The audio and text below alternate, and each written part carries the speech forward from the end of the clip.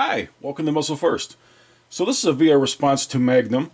He had tagged me in a video and asked a question of what one gun and one knife would I choose for an SHTF type scenario. So to me, an SHTF type scenario would be like a total breakdown of civilization and social order. So it would be complete disorder, a complete grid down, loss of infrastructure type system. To me, when I think of SHTF, the one movie that pops out in my mind as this is what I fear the most would be the movie The Road. I don't know if you've ever seen The Road. It came out in 2009, starred Viggo Mortensen, I believe is his name, and Cody Smith McPhee.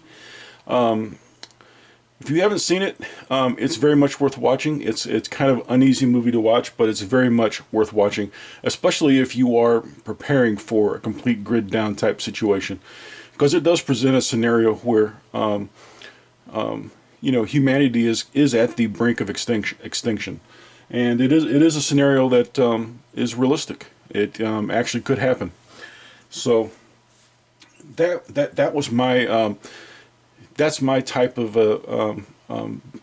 that is how I would describe an SHTF type scenario. We glamorize zombies and stuff, but for me, it's a complete grid down, social disorder. All of our infrastructure is gone. So with that in mind, my selection for one gun and one knife, I made 3 criteria. The first criteria is that I must own it. So I'm not going to pick something that I don't own, or something that I'm going to have to go out and buy or rely on being able to get. It has to be something I have and something I have here. The second one is I want something with proven reliability. I don't want something that I've put together. I don't want something that is untested. I want something that has stood the test of time and is proven. All right. And my third one is versatility. Those are my 3 criteria. So of those, for the rifle, my first instinct for that was to choose something of the M1 variety, either the M1 Garand or M1A. That is probably my personal favorite battle rifle of all time. Just for me, my personal interest in guns happens to be around the World War I, World War II era. And the M1, M1A variety, which is still being made today, is my favorite battle rifle. That being said, as you can see here, I didn't select the M1A. Reason being, I don't feel the M1A, while it is proven, it's a proven platform, very reliable, I don't feel it's as versatile as the M4. This right here is my Colt. This is the LE 6920. It is bone stock. There is nothing else on that other than what came from the factory from Colt. And this particular one, I'm probably going to leave it in this form, even though this is also the AR that I would take with me had I found myself in a situation where I had to pick up one firearm and leave my home. So that's that. I feel that the M4 is probably the most versatile firearm that we have right now. It's it. I mean, from anywhere from close quarter combat to reaching out a long distance and touching something, it'll do it. It doesn't have quite the same knockdown power that a 308 or 30-06 would have. When you get out, 3, 4, 800, 1,000 yards, but it will do it. It will get the job done. So that's it for the rifle. That's gonna be my selection for the one gun. And I am gonna go with a rifle over a pistol. While I would have a really hard time not having a pistol on me, I don't feel it's nearly as versatile as a rifle. And like I said, versatility, M4's got it all day long. I really can't. I cannot think of any firearm that I personally have that would be more versatile than that. Okay. The knife is a little harder to choose. Reason being is because I have so freaking many of them. But at the same time, I'm going to use the same 3 criteria. I must own it. It must be proven reliable, and it must be versatile. I'm gonna go real heavy on the proven reliability. So I'm gonna eliminate anything I have that's under probably a 6 or 8 inch blade. If I only have one knife, I want something that you can prepare food with. I want something that you can actually cut something down with that you need to start a fire, including defend yourself. I would not want to defend myself with a small pocket knife. That being said, my selection would be this, and a couple reasons. So this right here, see if I can get that the rest up here.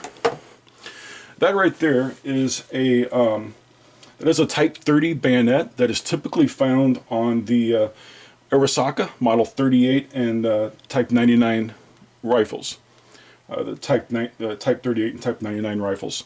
This particular version, this particular blade, was made in Tokyo, and this is a very early model of the Type 30 bayonet. A couple things you can tell that's an early model. It actually has machine screws.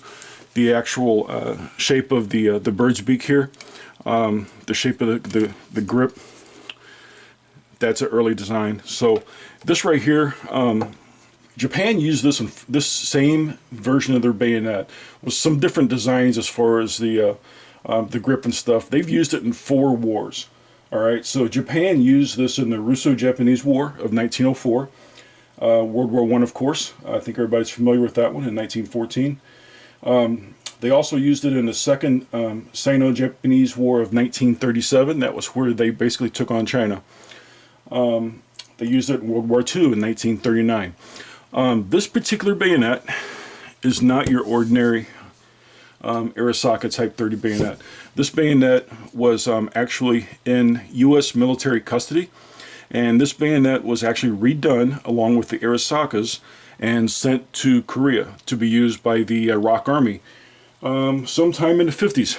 Would have been used in the Korean War. As far as proven reliability, it's got it. It has actually been used, and you can see the proof marks there. It actually is made in Japan. They actually did rename the armory from the Tokyo Army to the Kokura Armory, something like that. But I'm not sure which one that was made in, if it was made in their arsenal before they renamed it or not, but that is a very early model. Possibly dating, so that particular bayonet, this particular bayonet could have seen use in all 5 wars. Like I said, proven reliability. May not be the most versatile of the blades I have, but for something that you wanted to defend yourself with, it's heavy enough that you could actually use it to cut down a small timber or something to make firewood with. That's it. That's what I'm going to go with.